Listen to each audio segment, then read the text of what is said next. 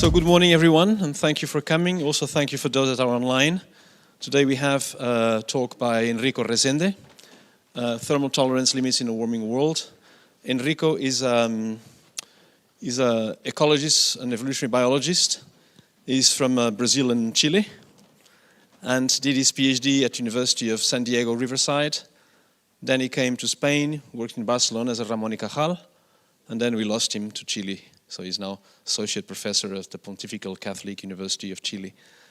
Maybe he will come back one day. And today, he's one of these ecologists, call them integrative ecologists, trying to address questions in ecology from several angles. Of course, evolution and ecology. He's also known for his work in thermal physiology, and I guess that's what he's going to tell us today. Yeah, so the floor is yours, Enrico. Thank you. Hello, guys. Thank you so much for having me here. Miguel, thank you for the invitation. It's a pleasure to come back to Spain. I haven't been here for the past 13 years. And so I'm going to be talking about thermal tolerance in a warming world. And as Miguel said, so just to put things in perspective, there was this book by Michael Anguleda where he was talking about thermal adaptation, and essentially he mentions that biologists have described patterns and documented effects to the extent that empirical knowledge, data that we compile, has far outstriped theoretical understanding. So the main point here, and that's from 2009, is the fact that as thermobiologists, we have a lot of data, we have accumulated tons of data, but we don't have much of a theoretical understanding of how to use this data for predictive purposes. And essentially that's how I started my work in this area. So this is a very famous paper by Curtis Deutsch, and for those that don't know, he's going to be here in Granada now on Monday. So we have the symposium, so it's an advertisement anyway, so that's the reason why I'm here. And Curtis, what he did with this work was showing that species from tropical environments, they were closer to the tolerance limits than those from high latitudes. And essentially what you had was that the climatological predictions that the global change or climate change was going to be more extreme closer to the poles, it was inverted when you take into consideration the physiological information that we have about different species. And so that means that instead of having more climate change in the poles, the impact of this climate change, the impact of this global warming was going to be higher, or is going to be more pronounced close to the equators. And that was in 2008, and that changed the frame of mind of many of physiologists, myself included, that suddenly we realized that physiological knowledge is extremely important to see or to predict what might be coming in the future as temperatures rise. Now, the problem with that, and that's essentially my contribution to the area, was to realize that there's a problem with what people call critical thermal limits. Essentially, when you talk about animals can tolerate a given temperature, right? What you have underlying that assumption is that you have a threshold model. Essentially, below that particular threshold, the animals can tolerate the temperature. Above that threshold, the animals are going to collapse. And in principle, people would think that, if you measure them in the lab, you can estimate the threshold, and then eventually you can do all sorts of predictions based on that, estimate. And that's actually incorrect. Right? I'm not going to get into too much detail of why, but we're going to see how to circumvent this problem. And aside from being conceptually flawed, you have a problem, and that's how I started working in this field, that we try to measure these critical thermal limits with different measurements, with different protocols, and every time we change the protocol, the estimate would change. And so you'd have like a threshold varying from 30 to 35, depending on how you'd measure that. And so eventually the main conclusion is that these methods are actually highly unreliable. And the problem with that, and I'm showing that, for instance, in the panel to your right, is that people are still publishing a lot of, predictions of what might be coming in the future using the sort of limits. And you can see that, even in papers like in Nature, they're still using unreliable estimates to predict what might be coming in the future. And so the main point of the talk nowadays is why this is wrong and how we can circumvent this problem. So in 2014, I published this paper in Functional Ecology, and it was a big criticism of why critical thermal limits didn't work. And to make a long story short, the problem is that when you start increasing the temperature of a water bath, for instance, you have two components that are not being taken into control. One is time, and the second one is temperature. So actually you have two dimensions instead of a single one that will determine how much of a temperature or how much of a stress a given species can tolerate. And so instead of doing that, with the ramping experiment, the way we proposed how to circumvent this problem was actually to measure organisms at constant temperatures. And so let me go through first this left panel here, and then we go into the 3D model. So what you have here is a measurement where you have a bunch of individuals and you start measuring them at time 0. So you put them in a water bath and they're all alive, and then you put them and they start increasing the time at a particular stressful temperature. And so what might be happening, for instance, in the longest curve there at 30 degrees, is that you have everybody surviving, but at a given time you start having animals collapsing. And they start dying, and eventually they reach 0. So you have here the percentage of survival, and at 30 degrees you can see that they drop up to 100% collapse at a given particular amount of time. If you increase now it to 31 degrees, they're going to die sooner, and then 32 and 33 and so forth until 35. The only difference between 35 and 30 is that the animals are actually going to be dying, collapsing out of heat, right, before than what would happen at 30 degrees, okay? So the way we can describe now thermal tolerance, and by that I really mean the description of the variable thermal tolerance, the trait, is it's a 3D model, and that's what you can see in your right. And essentially what you have is a dependent variable, which is survival probability, and it's going to vary as a function of the interaction between temperature and time. And that's why we developed this idea of thermal tolerance landscapes, which you can see over there, which essentially have probability of survival in the z-axis, if you want, and then it's going to be varying with temperature and time there. And so that's the real description of thermal tolerance instead of a critical thermal limit. Okay, so, sorry. There you go. And so one of the important things to keep in mind here is that ideally you want to have some sort of association between what might happen at 30 degrees and 35. So how do you see that? And what we realize is that there is a statistical regularity, and the regularity looks like this. If you plot the temperature versus the logarithm of time, you can see in this case for a 50% mortality or 50% survival, so the average temperature, the average mortality, if you will, and you have a linear relationship between temperature and the logarithm of time. And so this is the 2D projection of what would be the thermal tolerance landscape. Instead of having survival probability as the whole 3D surface, what you have now is for a 50% probability of survival, you have the separation between being alive, which is in white, and being dead, which is in gray. Okay, so now you have a function that's separating life from death. And the function there is exactly the same, okay? And there, so you guys know, for a linear regression, it's very simple to describe this linear regression. Essentially, you have an intercept, which is Tmax, where we're defining survival following 1 minute of exposure, and you have a slope, which is Z, which is thermal sensitivity. But, an intercept and a slope for a regular regression line. And the first thing that we did in 2014 was checking how general this relationship was. And we found we found in insects, and eventually found it in bivalves, in mollusks and fish, that you could see this relationship being observed in many different animal taxa. So it's in animals. It's been described in bacteria and fungi since the beginning of the 20th century. Actually, many people in the canning industry, they would use the same linear regression to see when you'd have like a sterilized canned products.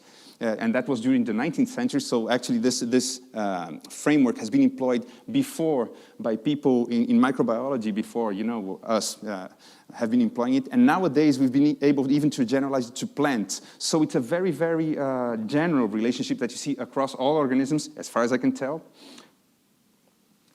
And the big question is, does it matter? It's like, is it, does it change the way we perceive the world or the conclusions and the predictions if we actually include time?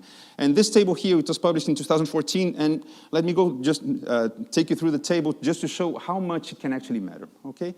So I replicated a review that had come at that time from Ari Hoffman, and they shown that the upper tolerance limit, so heat tolerance, didn't vary with latitude. Okay, so you have there the CT max, or the thermal limit, has no variation with latitude whatsoever. You can see, for instance, that the lack of any sort of a latitudinal gradient can be seen with the value of the P, right, which is non-significant. So there was no change in heat tolerance between tropical organisms and those from the poles. Now, I replicated the measurement using their data, and the R-square, sorry, it's, you know, the explained variance is only 2% of the variation. Now, I replicated their analysis, but now including the logarithm of time, which is supposedly what matters, and you can see that we increase now the variance for 64% of the variation by only including the logarithm of time. And now, if we include latitude following that, you can see that you can find easily the latitudinal climb there. So by the time you control for this confounding factor, which is the amount of time that you're taking to measure these limits, you can also unravel. You can take the latitudinal gradient, and the slope of this gradient, it told us that heat tolerance increases about 0.15 degrees Celsius per degree of latitude. So that means that tropical organisms, organisms at around latitude of 60 can tolerate roughly 9 to 10 degrees more than a tropical organism, okay? So it's a massive effect, and it's an effect that you cannot detect if you're not controlling for time or if you're not essentially explicitly using this type of framework instead of, you know, just the typical critical limits and the threshold model. So far so good. We were able to show that, you know, if you go to the lab and you measure organisms in a constant environment, you can have that, you know, relationship between temperature and the logarithm of time. But one of the problems was that, how do you use that for predictions? And so in 2020, we were able to generalize the model employing differential calculus. So again, let me go through this. So the two panels here, these two, are essentially the same. It's what I showed so far.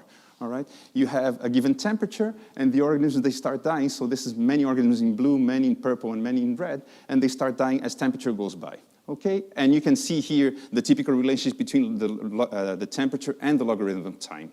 Now, a projection of this relationship here can be seen here, right, which was the first slide that I showed you guys, which is the survival probability. It drops. You know, in the cold, it drops slower, but eventually, if it gets very, very warm, in the red curve, you have the survival probability dropping very, very rapidly. Okay, so you have these three curves, which are essentially the projection of this data that you see in here. Okay, so, understood?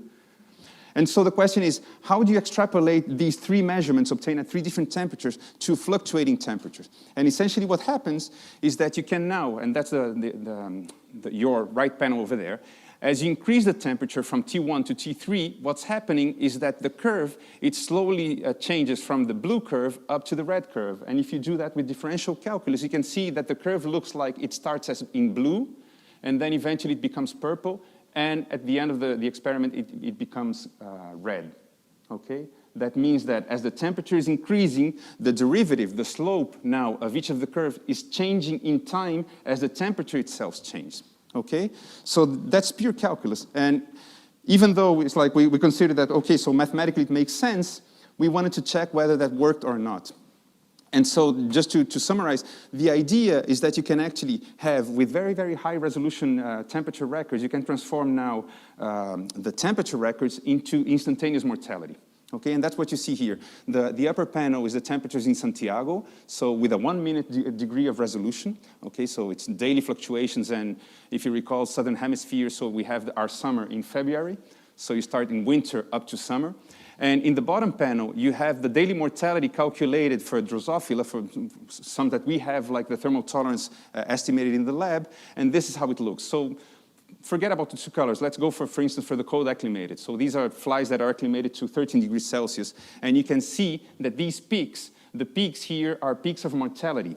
So eventually, around the beginning of November, you start having that those temperatures over there, they would translate into mortality on a daily basis, right? And eventually it becomes so warm that all the flies would die, all of them would die within that particular thermal regime at around, like, let's say, 30 degrees maximum.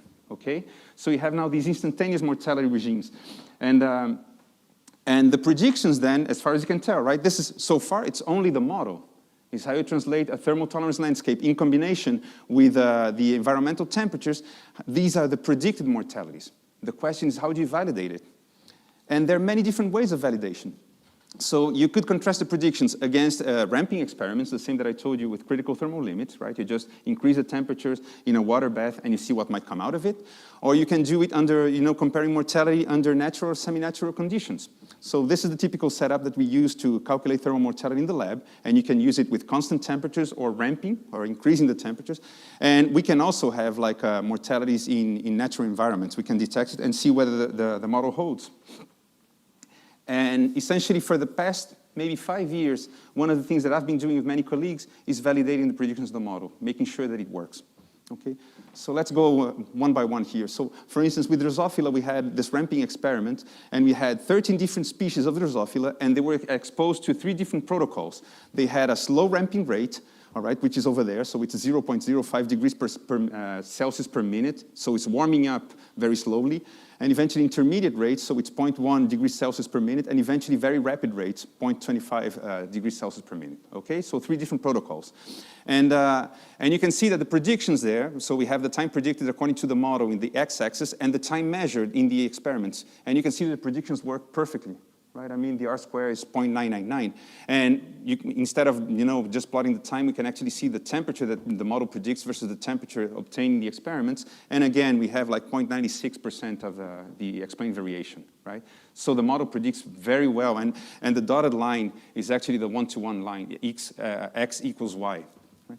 And so that's one way of validating the model, just against experiments. But we wanted to see, all right, so can we predict what happens in the field, in nature? And the way we did it was we obtained this thermal profile here, all right, this one here. And you can imagine that the probability of a given fly to survive for all this period is going to be the probability of surviving the first day times the second day times it's a multiplication, right? It's just probability theory. So we would have the cumulative survival probability curve, which are these ones here. All right, so these are the probability of surviving for a given amount of period, and you would multiply it day after day. And so these are the curves, the theoretical predictions in blue for cold acclimation and in red for warm acclimation. And I think you guys see there that there's a shaded area, right? There's some, shaded gray. So this gray is the field abundance of Drosophila obtained over 7 different years. All right, so in 7 different years, you have this Drosophila subobscura. It would increase in abundance, at the beginning of spring, and then eventually it reaches a given level, which when our model predicts that the population should start collapsing, the empirical population will start collapsing as well. And that happened 7 years in a row.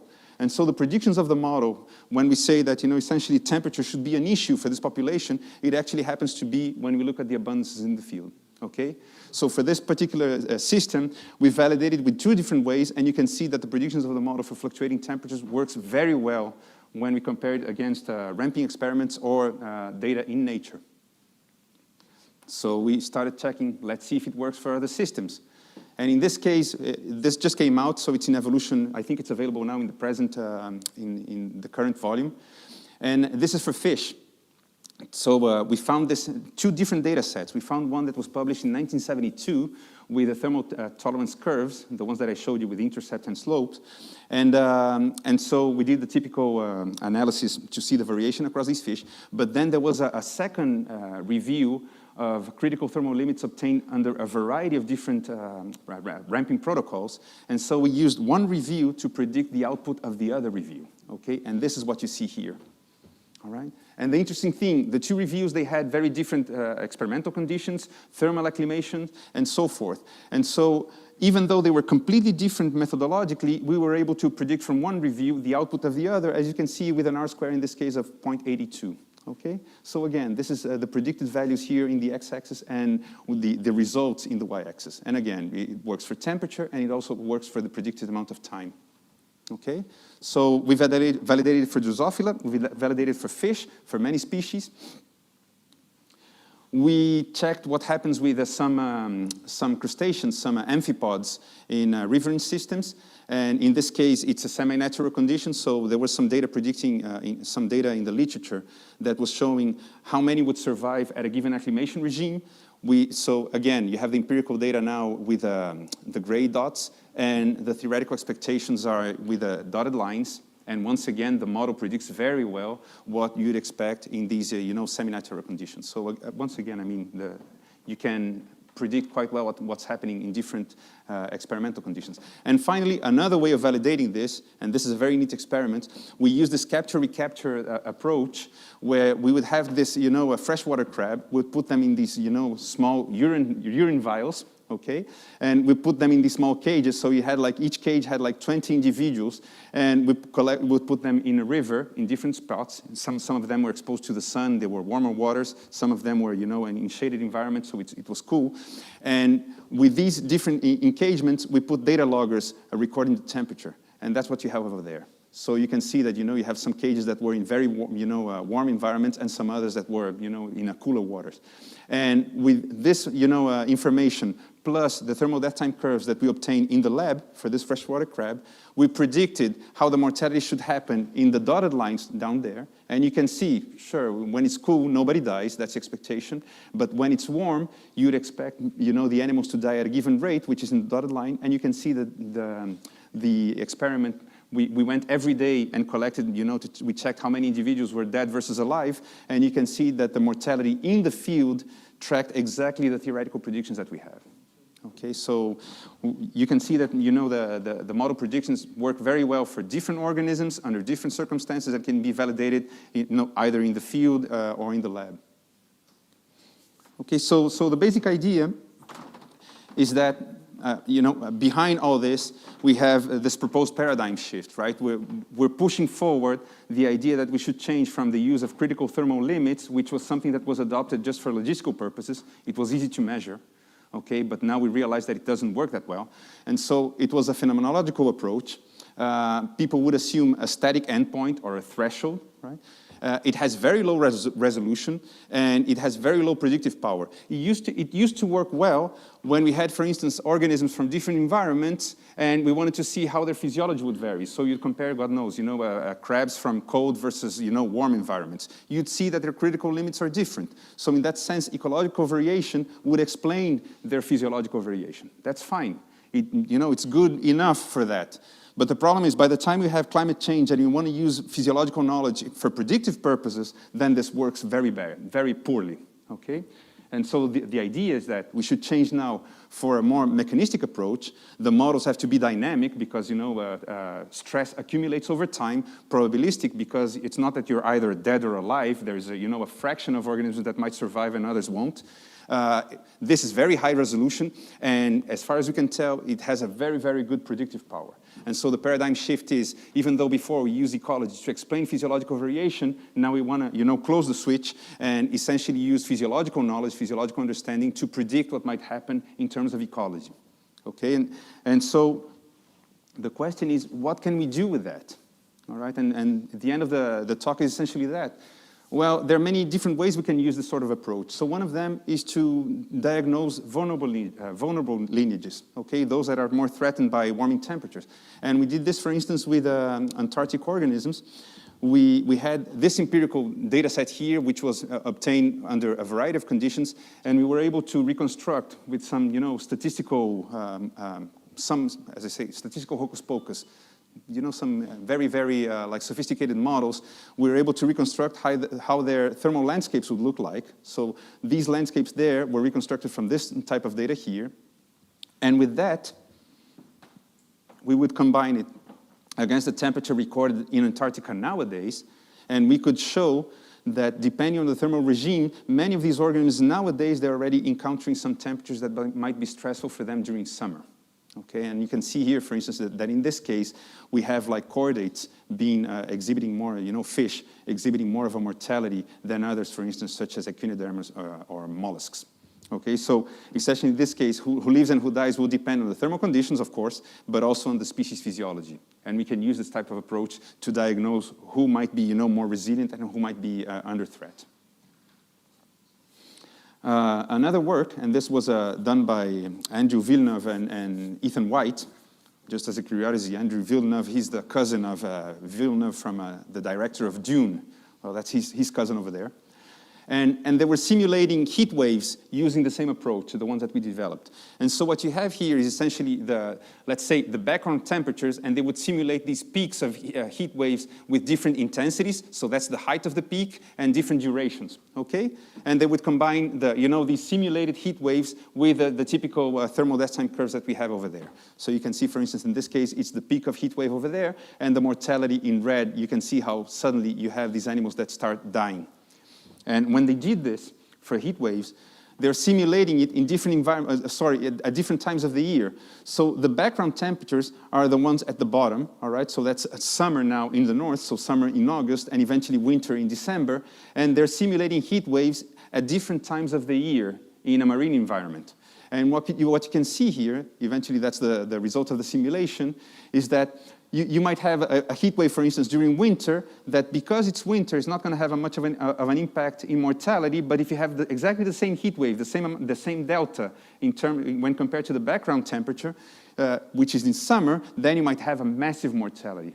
Okay, and so they were showing in this paper here that essentially the way climatologists are describing a heat wave is very different as the way that we ecologists should be describing it, because it's not only about the delta in temperature with respect to the background temperature, it also depends on when that heat wave is happening. Okay, and again, this model is allowing us to understand in more resolution this sort of dynamics of mortality associated in this case with heat waves. Okay, so again, the take-home message is that the impact will depend not only on the intensity, but also when it's happening during the year. I mean, it's common knowledge, right? But the thing now is that we can actually predict it with way more accuracy than we could before. You can use this sort of approach to have like long-term predictions regarding the impacts of climate change. So we did this with Wilco Verberg. He's also going to be here in Granada now on Monday. And we did these measurements in amphipods, and these amphipods were in the Rhine River, and we measured the thermal tolerance curves following warm and cold acclimation. And this is how it looks. This is the same thing that I've shown you for Drosophila. So we use the high-resolution temperatures to estimate daily mortalities, which is, the shaded areas here in blue and in red. And eventually, you can have the annual mortality, so which is the cumulative one, the same as Drosophila. You just multiply survival probabilities over the course of the year, and you end up with those data points over there, which is the calculated annual mortality based in high-resolution temperature data, okay?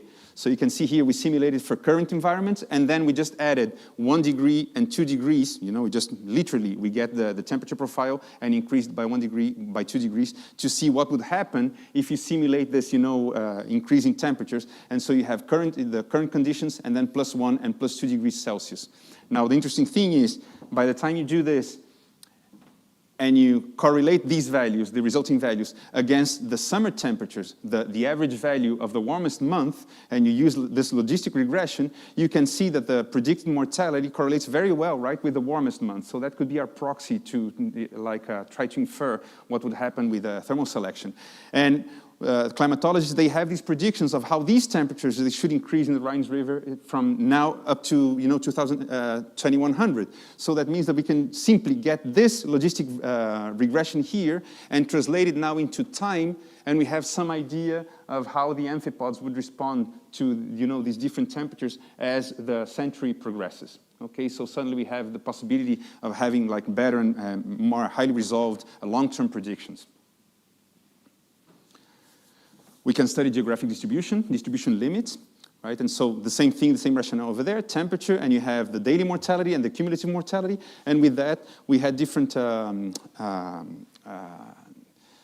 localities in the US, and we were monitoring, or they were monitoring water conditions, and we used that, and we combined it with envelope models to see where different fish would be located depending on their present distribution. And so what you have here in the open points is the predictions from the envelope model, and what you have with the blue data set is actually our theoretical predictions. And you can see that just by measuring thermal tolerance in different species, you can have a very, very good prediction of when the animals, they find this boundary, right? I mean, they're present over here, and suddenly after above, let's say 20 degrees Celsius, they're no longer present. So you have this inflection point here of the localities where they can survive and those localities where they can't. So you can actually see thermal boundaries in this case.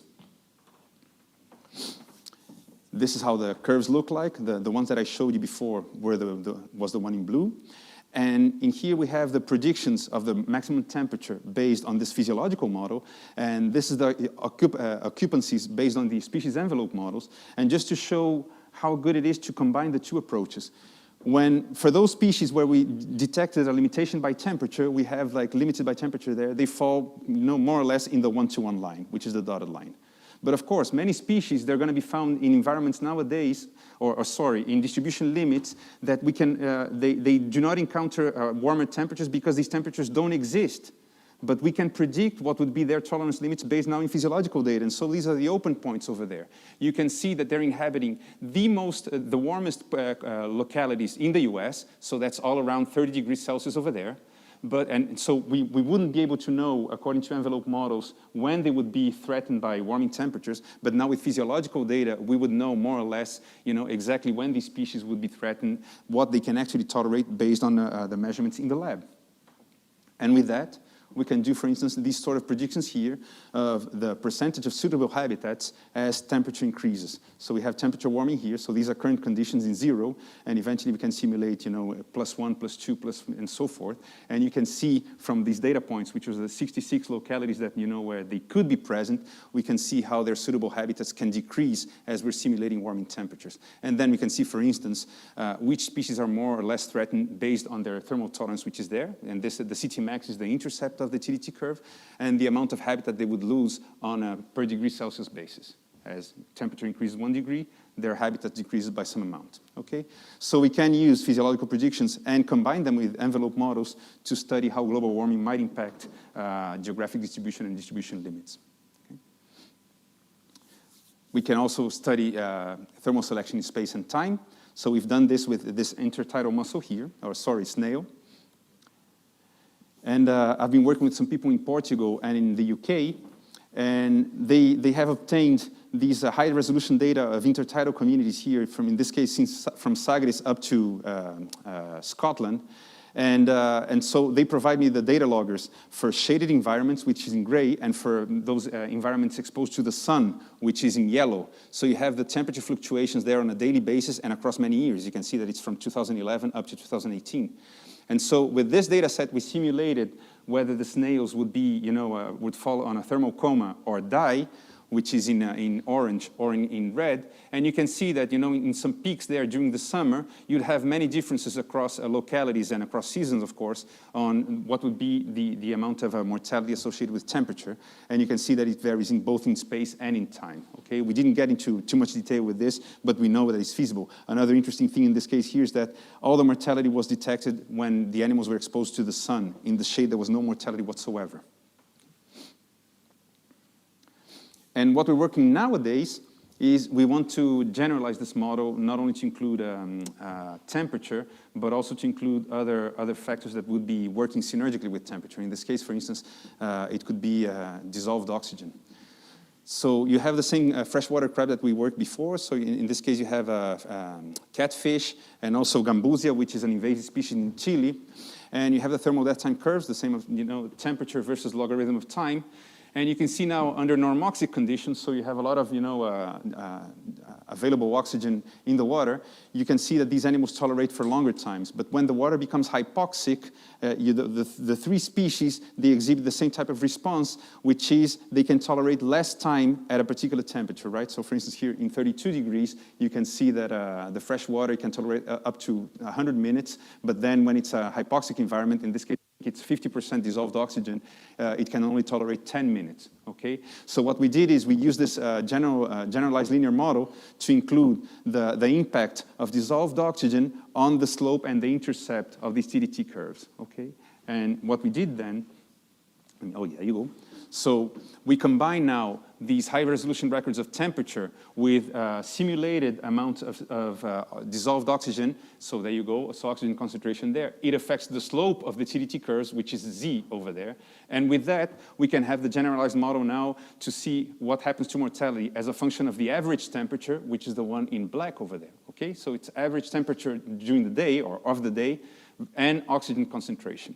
And so you can see, for instance, that you have more oxygenation, you can actually tolerate higher temperatures, right? So you have this sort of increase. The blue and the red is computer simulations using simulated data, and then we include all that in a logistic regression, in a multivariable logistic regression, and we can get this type of information there, how thermal tolerance would vary as a function of dissolved oxygen or vice versa, right? How you can tolerate or how you can survive at different oxygen concentration depending on the temperature where you are. And, oh, there you go. Let me see one thing here. Oh, no. So, and essentially an interesting thing is that we can tabulate this. So you can see here, for instance, the shaded areas are those areas that the animals can tolerate the combination of a given temperature and a given oxygen concentration. But we also have as an output a table that tells you the daily mortalities as a function of the temperature and dissolved oxygen. So we're providing it to policymakers or actually monitoring agencies in Chile, and they can actually go with this table and they can measure the temperature of the water and the dissolved oxygen, and they have some idea of whether that particular combination could be lethal or not, depending on the species that are living there, okay? So that means that suddenly you don't need to go and be measuring mortality all the time. You can actually do it in the lab. You have the descriptions of what the animals are doing under laboratory conditions, and then you can go have these tabulations and check in the field whether the water is good quality or not, okay? Another thing that we've realized is that when plant physiologists, they started measuring photosynthetic efficiency, the same relationship between performance and time and temperature holds. Okay, so by now we're generalizing this to plants, and it's just published in Ecology Letters now at the beginning of the year. And essentially what happens, if some of you guys knows about plant physiology, you probably know more than me, but the point is that photosynthetic efficiency, it varies, or the photosystems, they collapse just as we see the animals, they collapse as well with thermal stress. And we were able, again, we combined the empirical measurements with a logistic approach, and eventually we were able to reconstruct what would be for a given threshold. In this case, it's the 50% here, so it's 0.4 of photosynthetic efficiency. You can have, now controlling for this 0.4, you have the same sort of association between the temperature and the stress duration, the logarithm of stress duration. And you have the same relationship that we detected for animals. And by the time we published this, another 2 groups in plants, they published the same relationship across many, many plant species. So we know that what we've been doing for animals for the past decade now can be applied for plants as well. So I applied the dynamic model here for plants as well. So you have the temperature of the leaf now. In this case, it's adjusted. We have the ambient temperature, and we can do a calibration, right? Depending on how air temperature looks like, you do it against leaf temperature. And with that, we can apply the same model that we use for Drosophila, and you can imagine, you can simulate how photosynthetic efficiency collapses as a function of temperature. Okay, and you can see in this case here, it was the same trees that from the beginning up to the end of the summer, the same summer season, and what's happening is that they're exhibiting less thermal tolerance, most likely because of dehydration. They become less and less hydrated as the summer goes by. Their tolerance decreases, and what you have then there is that the probability of reaching this T50, right, the 50% collapse of the photosystem, it drops as the summer goes by, okay? And so we're collaborating with some people in Australia to see whether, for instance, those massive mortalities that you detect in some woods could be related with this type of problem here. Okay. So to conclude, the idea that I'm trying to push forward is that these tolerance landscapes and the thermal death time curves, they should be adopted as the common currency to measure thermal tolerance, right? Many people ask me, so what about the models? Like, it's not even the fact that it's a model. This is the way you should measure thermal tolerance or describe thermal. That's the trait. Right? And dynamic models, they provide way more refined predictions than what people have been doing with critical thermal limits. So it can improve the predictive power at multiple scales, right? You've seen it happening within days. We can extrapolate it up to years, months, seasons, you tell me. But the big problem nowadays is that validating the predictions is always a challenge, right? It's difficult to measure mortality in the field, and so many people are skeptical of the potential use of these type of tools because it's difficult to validate. But as I showed you guys, there, in all the systems that we try to validate, we've been able to validate with a very, very high degree of success. So even though it remains urgently necessary, I would encourage everybody to switch and adopt this new paradigm, right? And that's why we have here Europe in low res, and there you go, Europe in way more high res, because I think that's the analogy with what we have with the thermal tolerance landscapes and versus critical thermal limits, okay? And with that, I'm happy to answer questions. Thank you very much.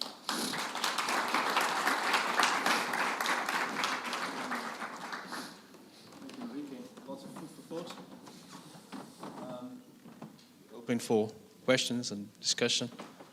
Yeah, Sahar. Thank you very much for this talk. It was very interesting. I was wondering about the validation, whether in some part you made it against the abundance, or was it always against, in the field, was it always against like the mortality itself? It depends. So that's why nowadays when I show this presentation, I show that there are many different ways of validating it, right? So for example, in this capture-recapture experiment here, this is mortality, right? Okay. So we have one individual per vial, and we release these individuals, so you can see the cage there in the river, and we would go every day and collect and see which ones were alive and which ones were dead. So in this case, it's really mortality, Yeah. and we really have the temperature measured at that particular environment. All right. So in this case, you can do mortality. You have to be creative because you have to recapture the organism, but it's feasible. So in this case, it's mortality in the strict sense. In here, this is a relative abundance. Okay. Right. So again, it depends on the system that you're working with. You could try to do it with laboratory conditions, natural, semi-natural conditions. It's up to you. But can you validate it with mortality, in the field? Ideally, sure. It's just difficult, but you could.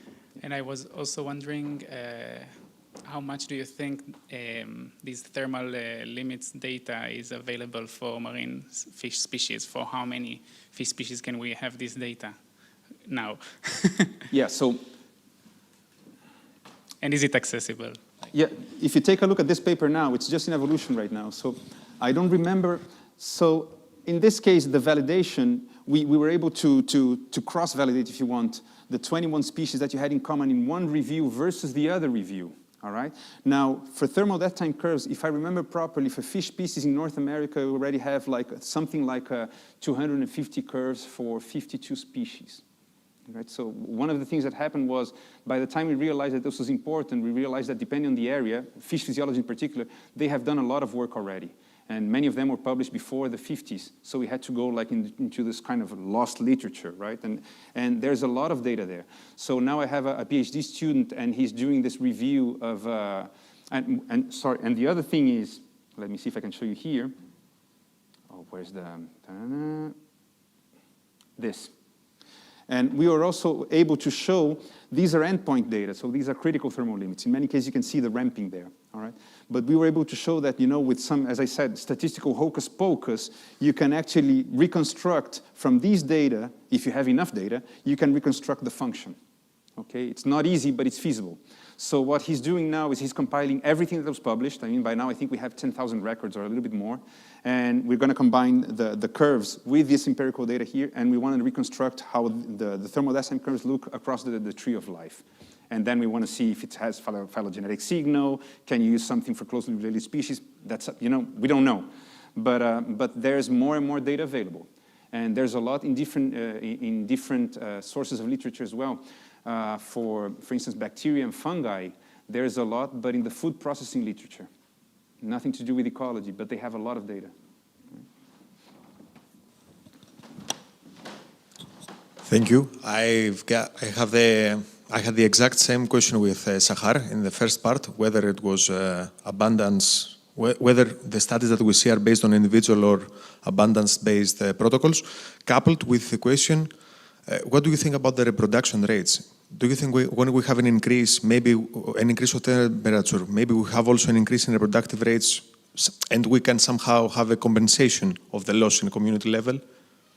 It's a good question. It's a difficult question. So by the time the model came out, there are many, it's a black box in the sense that, we know it works well for mortality because we understand how mortality works. So that's fine. But then many people say, that in principle, you should be able to use the same landscapes, or this region here, to calculate to some extent sublethal effects, because sublethal effects must be, by definition, confined within whatever is lethal. Right? So that means, for instance, that reproduction has to be happening or being able to occur within the white area. It cannot possibly occur in the gray area. Right? So sublethal effects of temperature, they should be confined within these limits here. Now, how that works, I don't know. It's difficult to measure. All right, and you would have eventually this problem that, for instance, reproductive rates, they might increase thermodynamically because of temperature, but eventually they will end up reaching this limit as well. So one of the things that we'll be talking about in Granada with some other colleagues is how you can actually try to generalize this model, because this is mortality as a function of temperature, but we also have performance as a function of temperature, and put that in multivariate scale. So you can actually, it becomes a volume. Okay, and we have some ideas, but it's very difficult to parameterize this sort of model. Very difficult. More questions? Comments?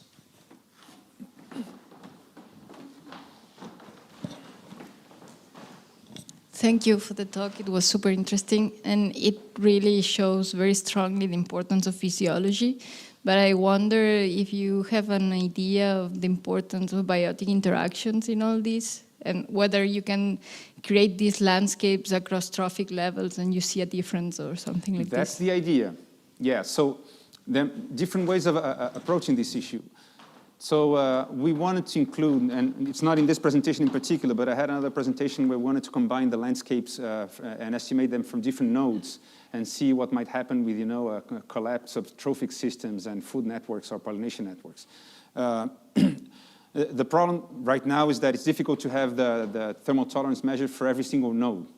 But we wanted to see something more general. For instance, we would expect, that was as a rule of thumb, that producers would have a higher tolerance than primary consumers and then secondary consumers. You would expect that if you think that these communities, they have been shaped by natural selection in the long term, right? Because you might have the collapse of a top predator, but then there's no cascading effect. But if you have the death of a primary producer or a keystone species, everything else would collapse, right? So based on that knowledge, you'd expect that primary producers will exhibit a higher thermal tolerance than primary and so forth.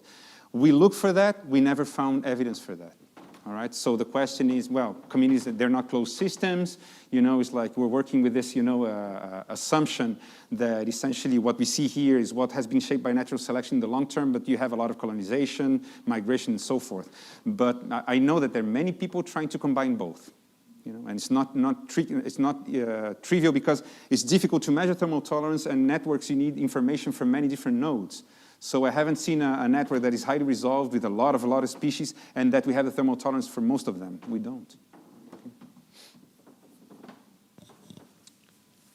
I have. Oh, okay.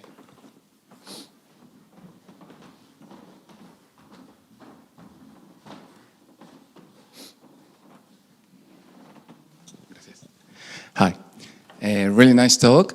I have one question. Have you talked about animals that physiologically can down on of regulate metabolism to control for these changes?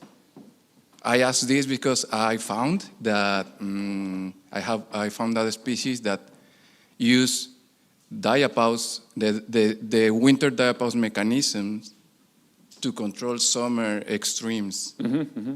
So that will be, the species was able to use different physiological mechanisms to control for this, so they can regulate this, so the models can be applied in that area. Yeah. So we've done, for instance, there was a paper in 2018 where we measured the curves, but for different developmental stages, and it changes dramatically. So larvae, they could tolerate, I don't remember right now, but I think larvae could tolerate more of an acute, so in the short term, but then the slope would decrease very rapidly. And as they grew up, the adults, it was the opposite. They couldn't tolerate so much the acute, but then it had a resistance to a long-term exposure.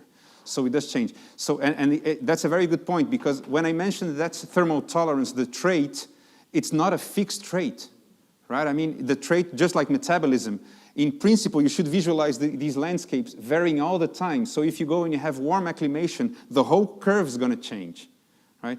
And one of the problems, and it's a big matter of discussion in the literature, is that by the time you're measuring the trait, the animal could be acclimating as it's being measured, right? And so you have the problem now that even though what we have is a theoretical approximation, and it seems to work quite well, of course you have a problem by the time you're measuring something, you're altering the system and it's going to respond to the measurement conditions. So the animals, they might be acclimating to what you're measuring in the first place. It could be happening, all right? So again, that's why I say it's the trait, right? And the trait might be going up and down. The landscape could be changing all the time in real time. And it's going to be changing depending on what physiological mechanisms you're working at the time. Diapause insects are going to have a very different thermal tolerance than those that are active and so forth, all right? But in principle, you could measure them. If you're creative enough and you have enough resources, you could measure the sort of plasticity in this type of trait. So if I have the data of survival, we can model that. If you have the data of survival, I don't know. If you have the data of thermal tolerance, survival. You might. Okay. You might, yeah. Hi, thanks for the talk, very interesting. And also related to this past question, I mean, this kind of acclimatization or plasticity you were mentioning must have some kind of cost. So I was wondering whether there are any studies or you're planning on looking at generational effects, maybe? That's a good question. So many people say that physiological plasticity has costs, and when you go and try to measure it, it's difficult, right?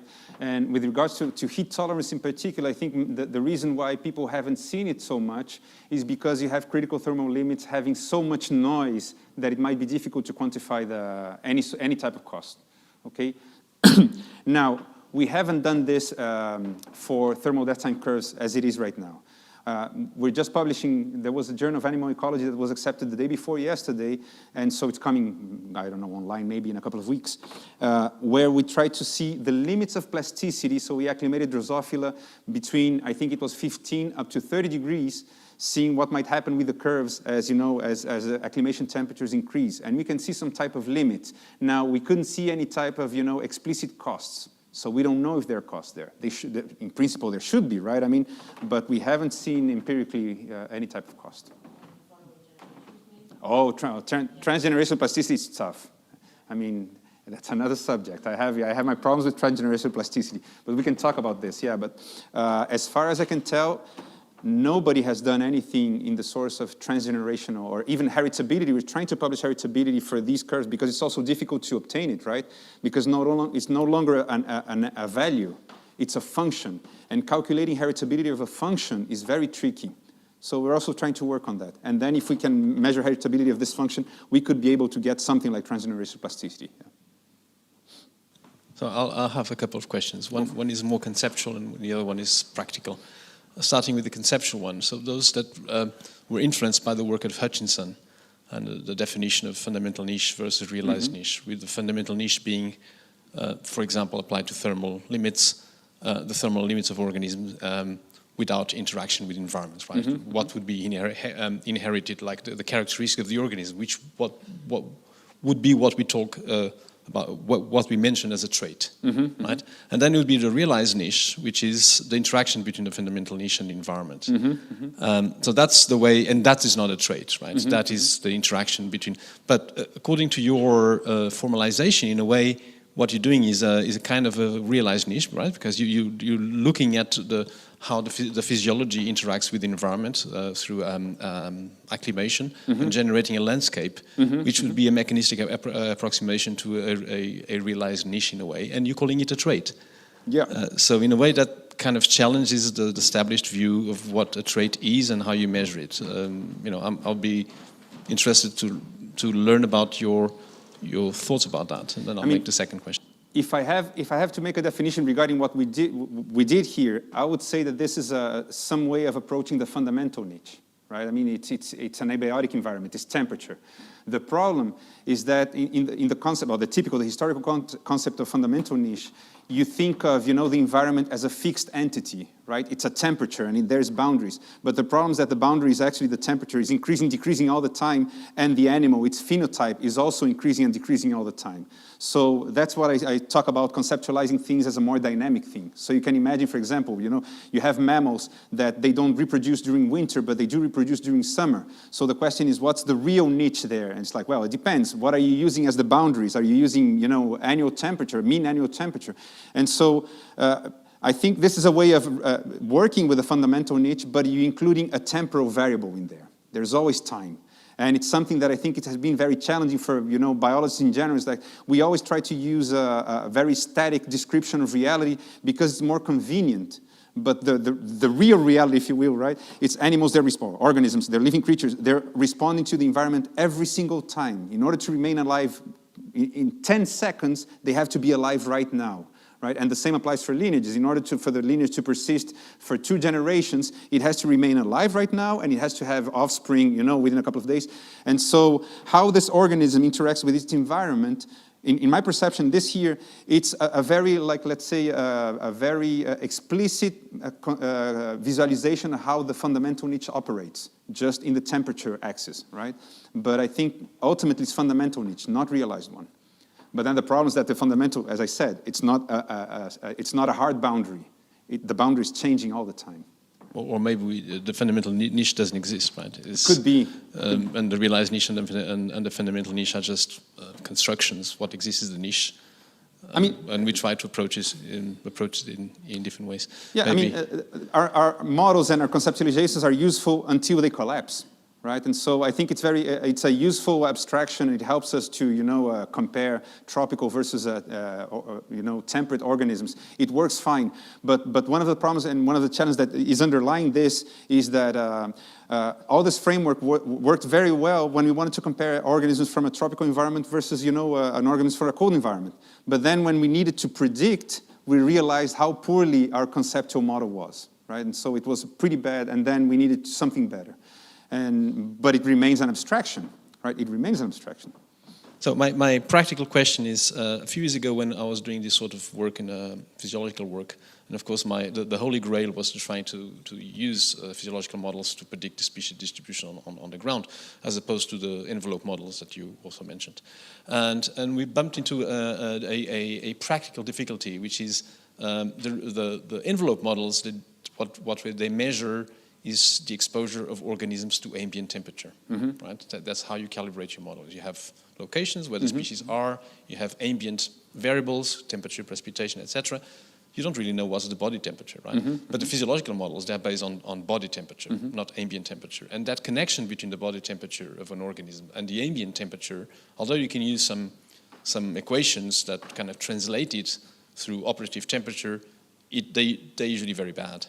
Not least because the organisms, they adapt, they move, they behave, and they don't let them have that operative temperature as if they were not alive. So in practice, that translation between the physiological model to a biogeographical model, we found we just didn't manage to do it properly.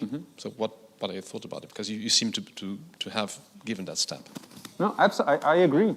I agree. When I was mentioning, let me see if I have the slide here, and I was talking to the students yesterday. So one of the problems that we have here, right, I was mentioning this, there you go, this slide, right? Oh, the slide's there, yeah. So the problem is that when we say that physiology predicts ecology, that might be the case if you're working with all the variables at hand and they're, correct if you want. So for example, the model, it translates temperature, right, into mortality.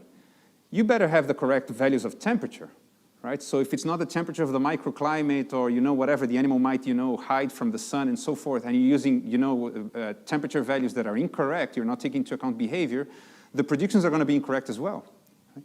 And the same applies here. For instance, many people trying to work with metabolic rates to measure things like, whether they could coexist in a given environment, or if they can thermoregulate and so forth. But the problem is that whatever you measure in a metabolic chamber, it might not reflect exactly what the animal's perceiving in the field or how it works. And so the big leap that you have here from physiology to ecology is that there is a theoretical leap here that you need to somehow account for that. And one of the errors that we did, one of the mistakes that we did, for instance, with critical thermal limits is that, right? You measure and you say the animal in this chamber, in this water bath, it tolerates 40 degrees.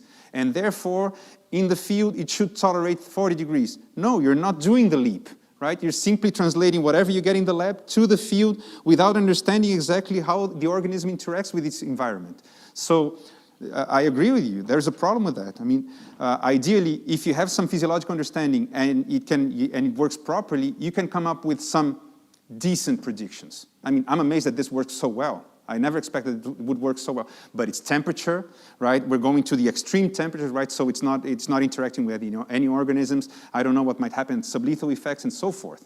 But so far, so good. I mean, we at least we have one example where physiology does some pretty decent work in the case of predicting what might happen in ecology. But is that a general case? Are we going to be able to do this all the time? It's up to debate. It's up to debate. Okay, we have space for another last question. Thank you for the talk. Very interesting. I have a question regarding the end of the talk. Could it be possible that the photosynthetic collapse with temperature could be related, could be a cause of the recent increase in forest fires we've had? Oh, I would say no. I would say that's dehydration. So it's actually the trees and the plants and the forest, they have less and less, well, it's a combination between lack of water and then increased temperatures, and then you have more fires. But one of the questions that, so people are seeing that you have more and more droughts, and one of the big questions that many plant physiologists or forest ecologists have is why sometimes you have droughts and with the same thermal regime and the same water regimes, and you have a forest that can survive and tolerate that, and then 2 months later you have the same thing and the whole forest collapses, the whole forest dies. And nobody really knows. And so one thing is that you have an accumulative effect, it's accumulated, but people don't know exactly what's accumulating. And so one possibility is that you might have something like a photosynthetic collapse, and then the plants, essentially you might have, let's say, 50 or 90% of the leaves, they're collapsing, and then the plants can no longer remain hydrated, and eventually the individual dies. But plants are tricky, huh? I mean, it's difficult to make predictions with trees. Okay, thank you, Enrique. Let's put our hands together to thank Enrique for